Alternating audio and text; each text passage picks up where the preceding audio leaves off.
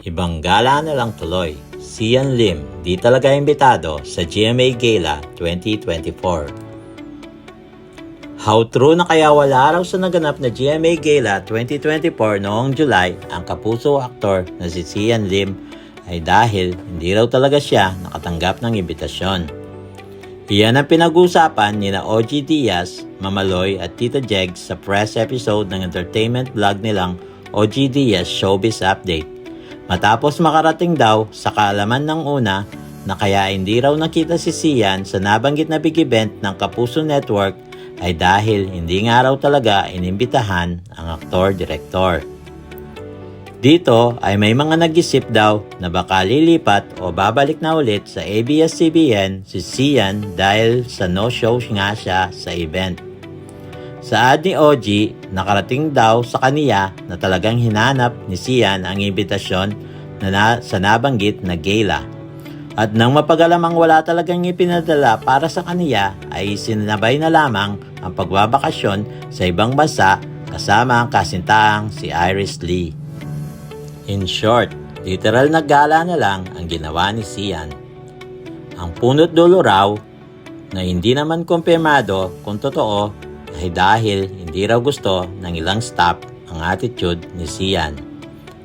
Matatandaang matagal nang umiikot sa showbiz industry ang tukol sa umano'y attitude ng aktor.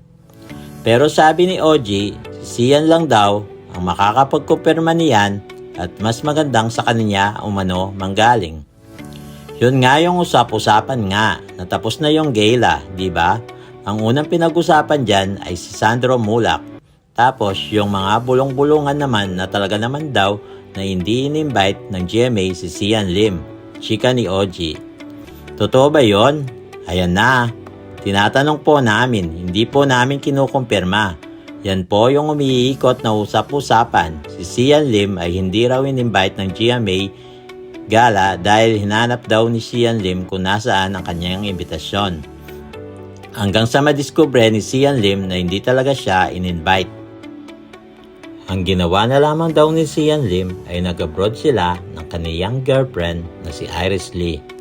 Sunod naman, naitanong ni Mamaloy kung bakit nga ba siya hindi naimbitahan gayong nasa Kapuso Network na nga ang aktor. Oo nga, ako rin nagtataka, pero bigla ko na lang ding narinig na ang dahilan daw, hindi raw nila gusto yung attitude ni Sian Lim, say ni OG. Ha? Sinong hindi nagkagusto ng attitude na Sundot na tanong ni Mamaloy.